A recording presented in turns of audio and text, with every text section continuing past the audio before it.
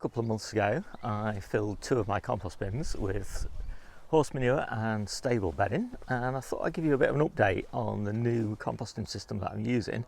We'll see how it's progressing and I'll show you the kind of results that I'm getting. So normally my bins kind of work their way along here, being gradually turned until we get to the bin at the end that I'm using.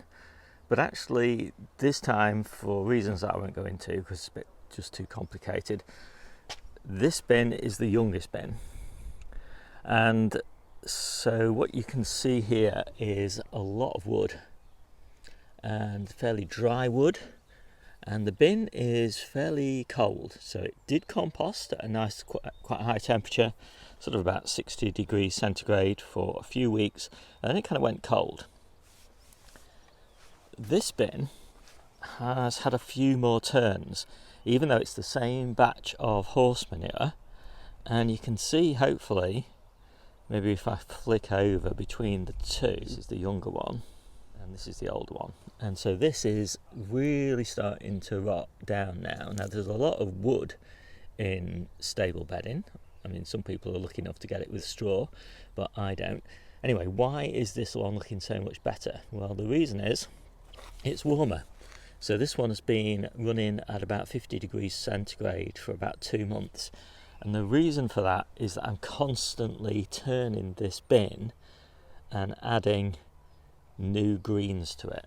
So this bin of stable manure, stable bedding and manure started off here, and then I kept on add a layer of greens in this bin, turn a layer of stable bedding on top of it, add another layer of greens in this bin, turn another layer into it, and filled it up. And that has kept it active.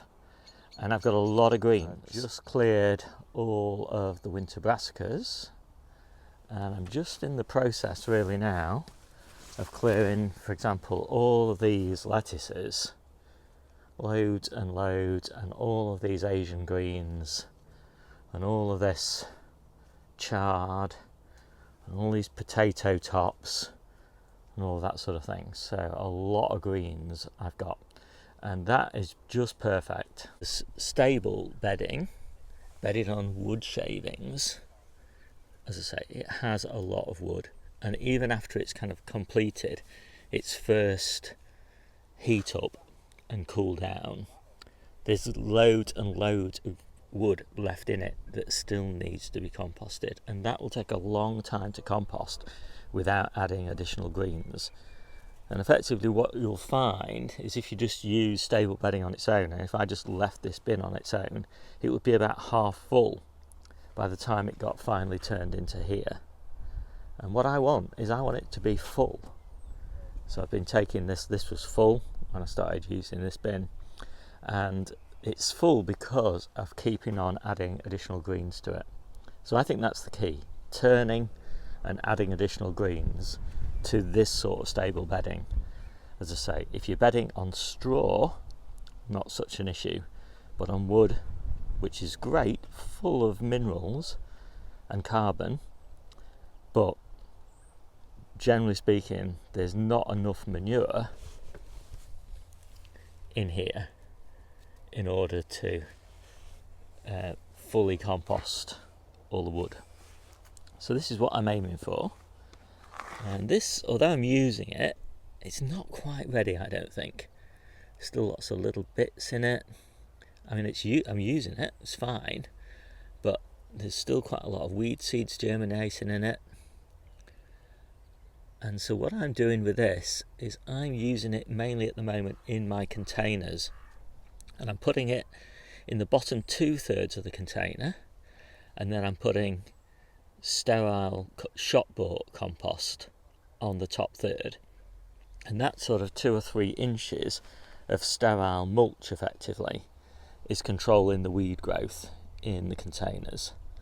And so I don't really worry, but in this bed, this bin really, which I don't really want to use until autumn, and I probably won't use now because I've filled all my containers, by autumn hopefully all of these weed seeds will have germinated and died in the compost, and I'll be left with a nice sterile compost, which I'll only use for mulching.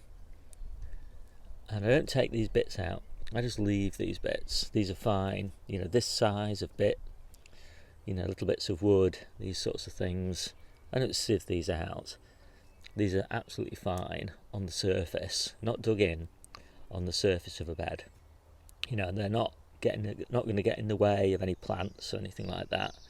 They're just fine. They'll just continue to rot down on the surface. If you wanted to, you could just take them and throw them into the adjacent compost bin where they'll continue to rot down. But as I say, I don't generally fuss like that. For me, this is great, or it will be great when I come to use it in autumn.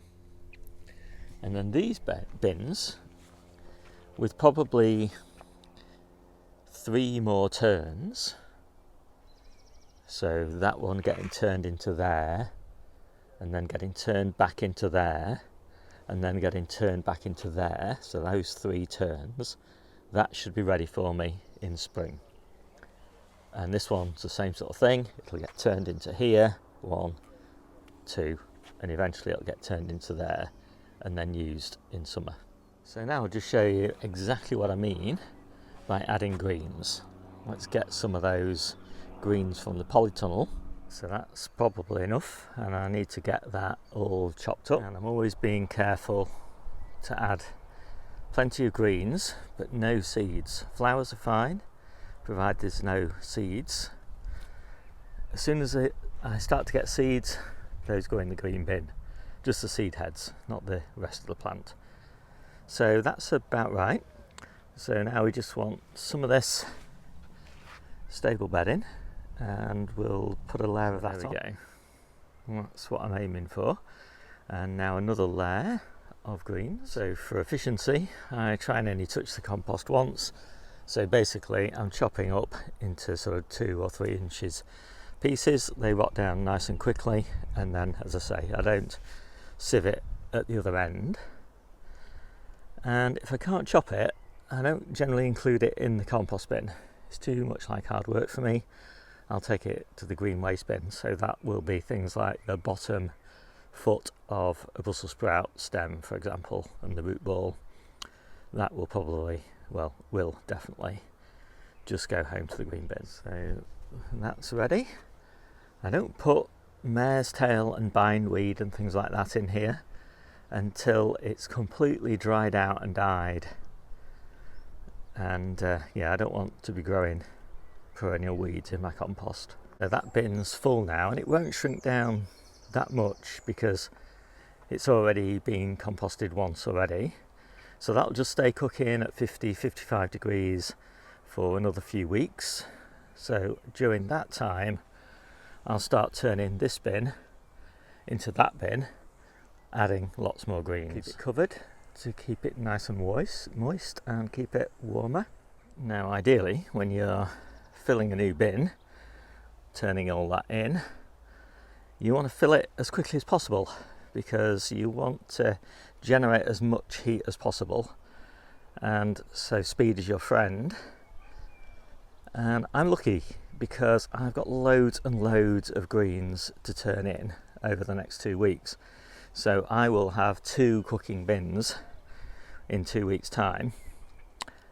But if you're not that lucky, then Tony O'Neill from Simplified Gardening has you covered, because he's just written a new book all about composting. And so if you haven't got 4 bins like me, loads of greens like me, access to stable bedding like me, I'm very lucky, then yeah, Tony covers every aspect of composting, all of the issues, all of the solutions, all of the different techniques, and yeah, well worth a read. So his book is published today, I think, and as I say, it's well worth a read. Almost half full. If you want to know more about the way that I garden and the way I look after the soil and the soil health and the way I compost, of course, then you can check out my ebook. There's chapters on all of those topics. So I think we're done. My name's Steve. This is the Seaside Kitchen Garden and Allotment channel, and I'll see you soon.